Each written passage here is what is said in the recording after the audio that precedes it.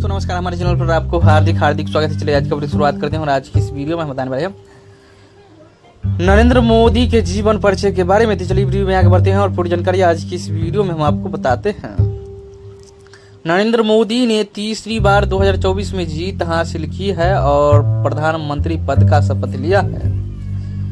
नरेंद्र दामोदर दास मोदी भारतीय राजनीति का वो चेहरा जिन्होंने महज कुछ सालों में ही देश की राजनीति की परिभाषा ही बदल दी है।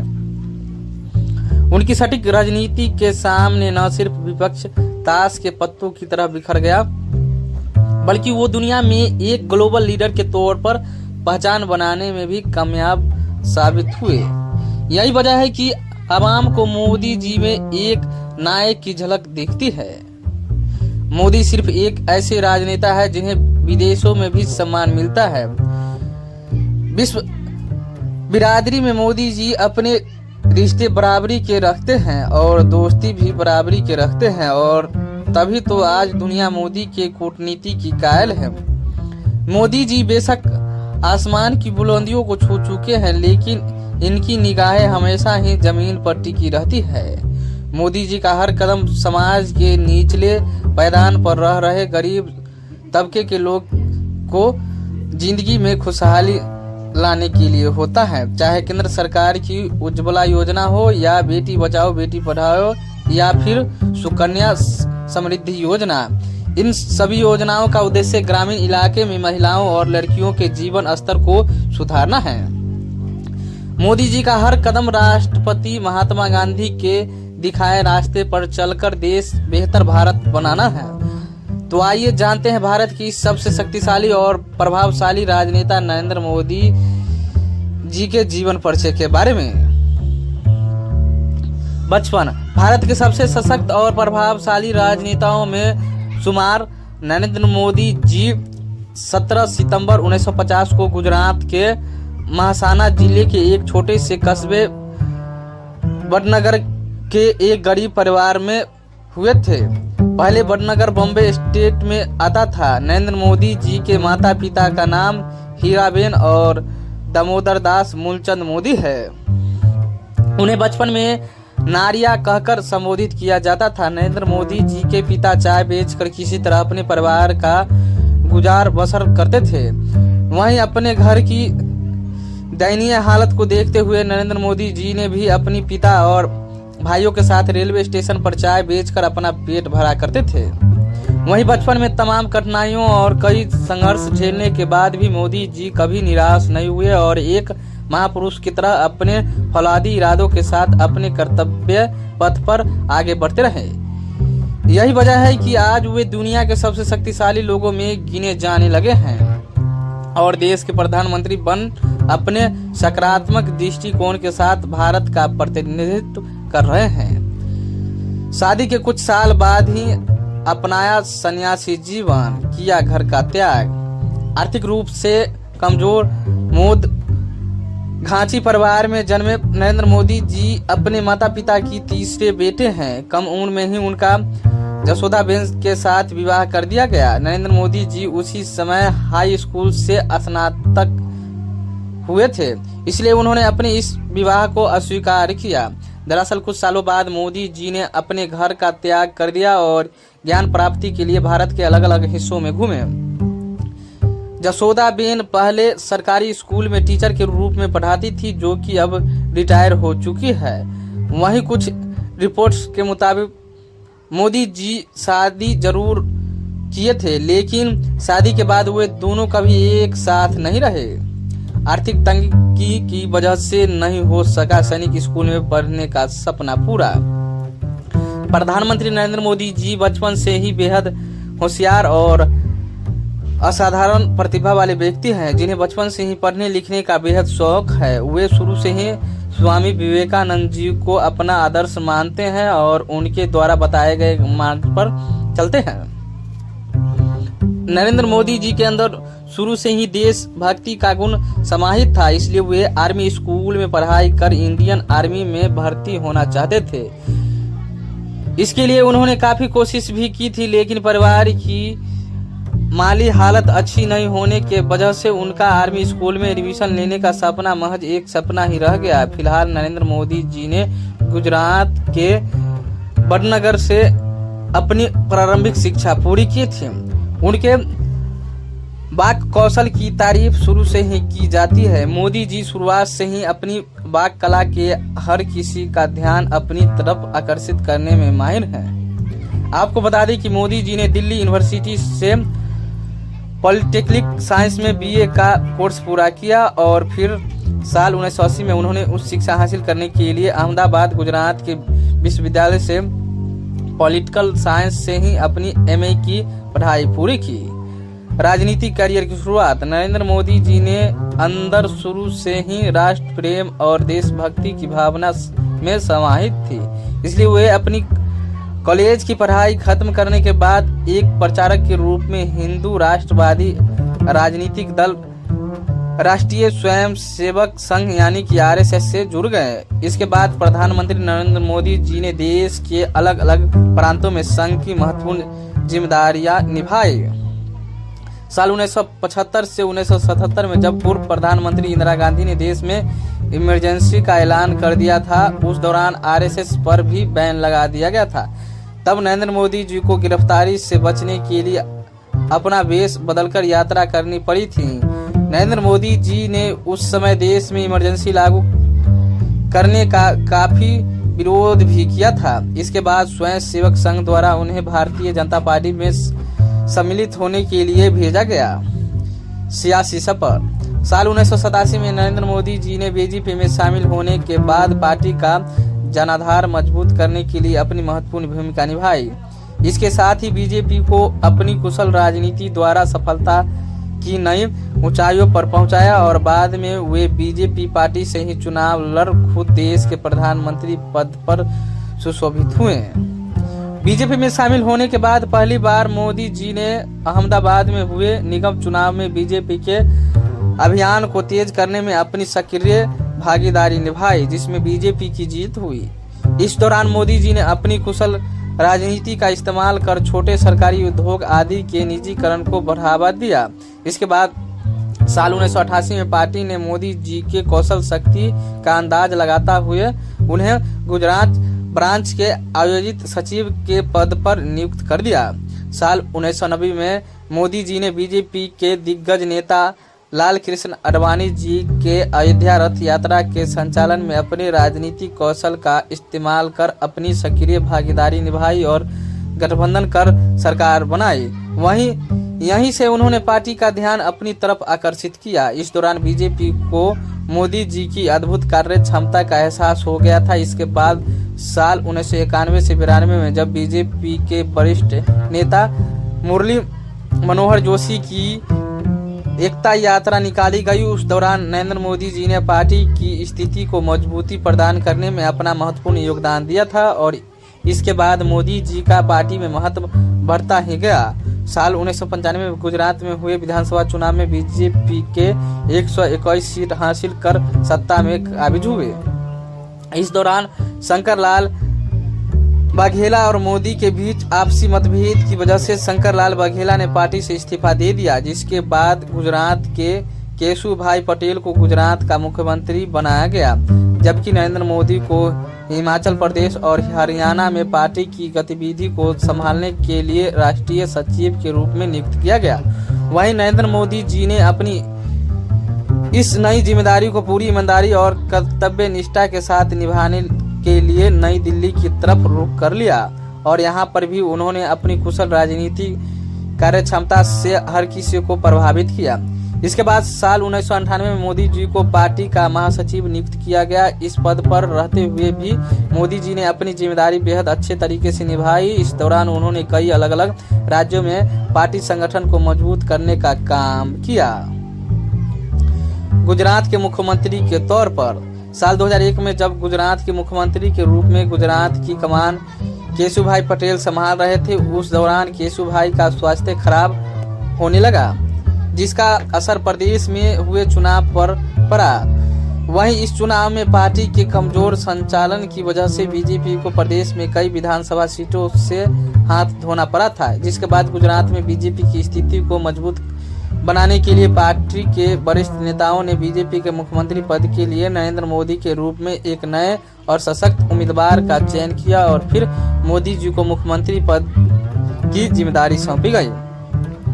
हालांकि उस दौरान मोदी जी को सियासत का उतना अनुभव नहीं था, जिसकी वजह से बीजेपी के वरिष्ठ नेता लालकृष्ण आडवाणी जी एवं स्वर्गीय अटल बिहारी वाजपेयी जी ने उन्हें उप मुख्यमंत्री पद की जिम्मेदारी सौंपने पर विचार कर रही थी और मोदी जी को पूर्ण रूप से सीएम पद की जिम्मेदारी नहीं सौंपना चाहती थी। लेकिन मोदी जी ने उप मुख्यमंत्री बनने के लिए यह कहकर साफ मना कर दिया था कि अगर वे गुजरात की जिम्मेदारी संभालेंगे तो पूर्ण रूप से संभालेंगे अथवा वे गुजरात की सत्ता पर इस तरह से शासन नहीं करेंगे। वहीं 7 अक्टूबर साल 2001 में नरेंद्र मोदी जी ने गुजरात के मुख्यमंत्री के रूप में पहली बार शपथ ली। इसके बाद उनके सितारे लगातार बुलंदियों को छूते चले गए और उन्होंने फिर कभी पीछे मुड़कर नहीं देखा। नरेंद्र मोदी जी ने पहली बार राजकोट के दूसरे निर्वाचन क्षेत्र के लिए चुनाव लड़ा और इस चुनाव में उन्होंने कांग्रेस के उम्मीदवार अश्वनी मेहता को 14,728 वोटों से परास्त किया और फिर वे गुजरात के मुख्यमंत्री पद के लिए सुशोभित हुए और इस पद पर रहते हुए उन्होंने गुजरात में अभूतपूर्व विकास करवाया और वे जनता का भरोसा जीतने में कामयाब होते चले गए। हालांकि उपचुनाव जीतने के महज कुछ दिन बाद ही मोदी जी का नाम साल 2002 में गुजरात में हुए गोधरा कांड से जोड़ा गया। उन पर गुजरात में सांप्रदायिक दंगे भड़काने के आरोप लगाए गए, जिसके बाद विपक्षी दलों और कांग्रेस के दबाव के चलते मोदी जी को गुजरात के सीएम पद से इस्तीफा भी देना पड़ा था, जिस कारण गुजरात के सीएम के रूप में उनका पहला कार्यकाल सिर्फ कुछ दिनों तक ही रहा था। वहीं इसके बाद जब जांच कमेटी द्वारा इस मामले में मोदी पर लगे सारे आरोपों को निराधार बताया गया और उन्हें इस मामले में कोर्ट द्वारा ग्रीन सिग्नल दे दिया गया, तब एक बार फिर से नरेंद्र मोदी को उनके गृह राज्य गुजरात का मुख्यमंत्री बनाया गया। अपने इस कार्यकाल के दौरान नरेंद्र मोदी जी ने गुजरात की तस्वीर भी बदल दी। गुजरात को एक ड्रीम स्टेट बनाने के लिए उन्होंने तमाम प्रयास किए और जन जन तक सभी सुविधाएं पहुंचाने के लिए मकसद से कई विकास के काम किए। इस दौरान न सिर्फ उन्होंने गांव-गांव में बिजली पहुंचाई और प्रदेश के टूरिज्म को एक नई दिशा दी, बल्कि पानी का किल्लत से जूझ रहे प्रदेश के लोगों की समस्याओं को पूरी तरह हल कर दिया। वहीं पहली बार भारत के किसी राज्य की सभी नदियों को एक साथ जोड़ा गया था। मोदी जी ने इस दौरान गुजरात में टेक्नोलॉजी और वित्तीय पार्क्स का भी निर्माण किया था। यही नहीं, गुजरात में अपने सीएम के दूसरे कार्यकाल के दौरान मोदी जी ने वाइब्रेंट गुजरात शिखर सम्मेलन में गुजरात में अरबों रुपए के रियल एस्टेट निवेश सौदे पर भी हस्ताक्षर किए। वहीं साल 2007 में वह गुजरात के राजनीतिक इतिहास में सबसे लंबे समय तक सेवा प्रदान करने वाले पहले मुख्यमंत्री बने। गुजरात में नरेंद्र मोदी जी द्वारा किए गए विकास कामों के बल पर वे प्रदेश की जनता की नजरों में चढ़ गए और उनके सबसे चहेते मुख्यमंत्री के तौर पर उभरे। साल 2007 में हुए गुजरात विधानसभा चुनाव में नरेंद्र मोदी जी ने फिर से जीत हासिल कर लगातार तीसरी बार गुजरात के सीएम का पद संभाला। मोदी जी ने सीएम के अपने तीसरे कार्यकाल के दौरान प्रदेश के आर्थिक विकास और निजीकरण पर भी खास जोर दिया। इस दौरान राज्य में कृषि क्षेत्र की स्थिति भी अभूतपूर्व सुधार आया। यही नहीं, गुजरात में महाद्वीप के सबसे सोलर सिस्टम का निर्माण किया गया। इस तरह गुजरात हर मामले में भारत के अन्य राज्यों की तुलना में काफी विकासशील राज्य बन गया। इसके अलावा मोदी जी ने गुजरात में शांति और सद्भाव के माहौल को अधिक मजबूत बनाने के लिए ग्रामीण क्षेत्रों में साल 2011 से 12 में सद्भावना गुडविल मिशन की शुरुआत की थी। इसके बाद साल 2012 में गुजरात में हुए विधानसभा चुनाव में नरेंद्र मोदी दामोदर दास ने 182 सीट हासिल कर ऐतिहासिक जीत दर्ज की और वे लगातार चौथी बार प्रदेश के मुख्यमंत्री पद पर आसीन हुए। इस तरह नरेंद्र मोदी जी ने अपने इस कार्यकाल में भी एक आदर्श सीएम के रूप में प्रदेश में विकास के हर पहलू पर बारीकी से ध्यान दिया और कठिन दौर से जूझ रहे गुजरात को दुनिया का दूसरा सर्वश्रेष्ठ एवं आइडियल राज्य बनाया और अपनी पहचान एक सक्षम शासक के रूप में विकसित की। मुख्यमंत्री से प्रधानमंत्री बनने तक का रोचक सफर। साल 2014 के चुनाव में पहली बार बीजेपी को मिला पूर्ण बहुमत। गुजरात में लगातार 4 बार मुख्यमंत्री बनने के बाद नरेंद्र मोदी जी का जादू लोगों में सिर चढ़कर बोल रहा था। वहीं उनकी लोकप्रियता को देखते हुए बीजेपी के वरिष्ठ नेताओं ने नरेंद्र मोदी को पार्टी के अध्यक्ष पद की जिम्मेदारी सौंपी और वे इस तरह साल 2014 में हुए लोकसभा चुनाव में प्रधानमंत्री पद के उम्मीदवार के रूप में दिखाई दिए।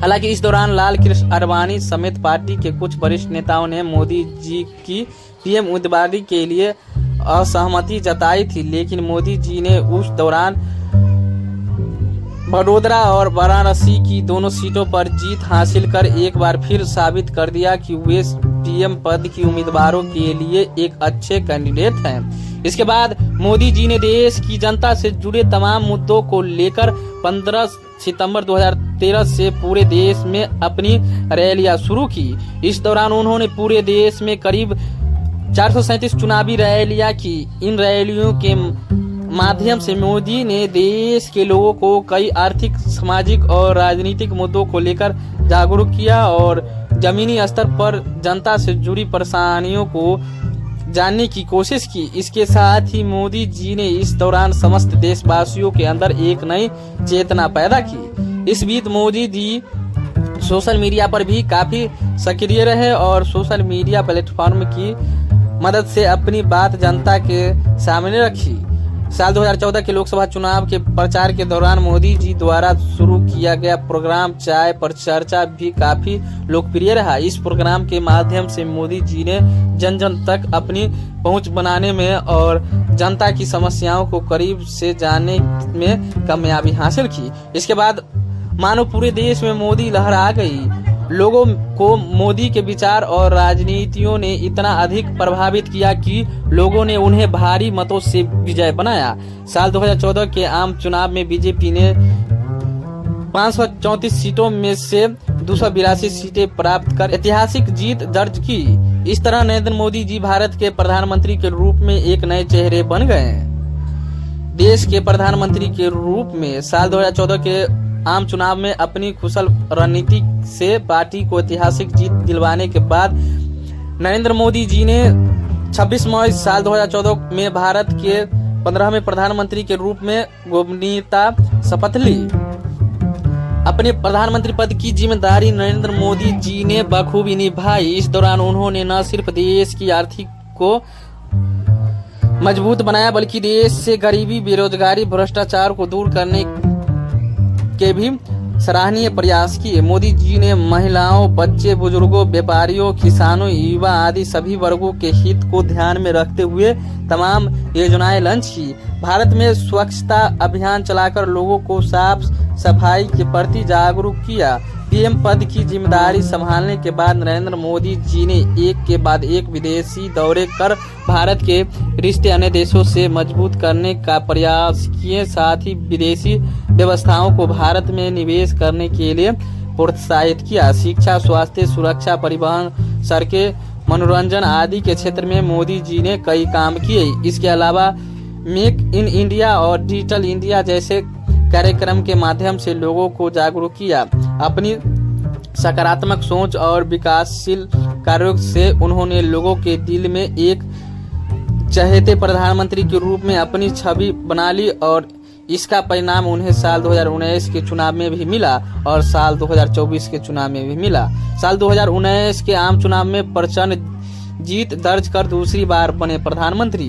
एक सक्षम और सशक्त प्रधानमंत्री के रूप में अपनी छवि बनाने वाले नरेंद्र मोदी जी ने साल 2019 में हुए चुनाव में फिर से पीएम पद की उम्मीदवारी के साथ चुनाव लड़ा और इस चुनाव में भी उनका जादू सिर चढ़कर बोला। 542 सीटों में से 553 सीट पर जीत दर्ज कर उन्होंने 70 साल पुरानी कांग्रेस पार्टी से चारों खाने चित कर दिए और अपनी राजनीति से 2019 के चुनाव में एक ऐतिहासिक जीत हासिल की और इस तरह हिंदुस्तान को नरेंद्र मोदी जी के रूप में प्रधानमंत्री नहीं बल्कि प्रधान सेवक मिल गया।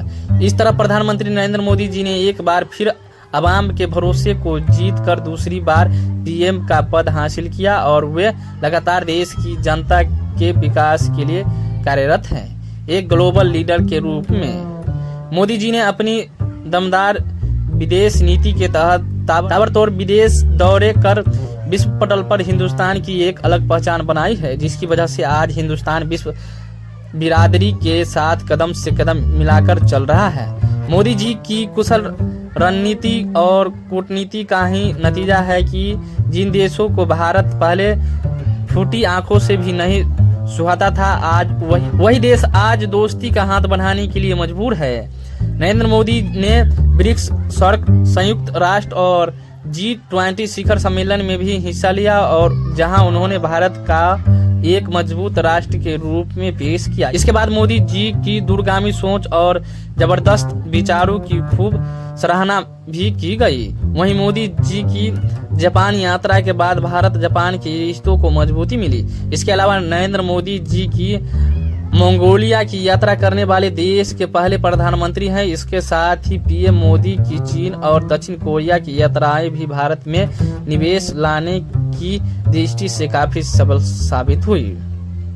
सराहनीय काम, भ्रष्टाचार को खत्म करने के लिए देश में नोटबंदी लागू की। इसके तहत मोदी जी ने 500 और एवं 1000 के पुराने नोट बंद कर उनकी जगह 2000 और 500 के नोट जारी किए।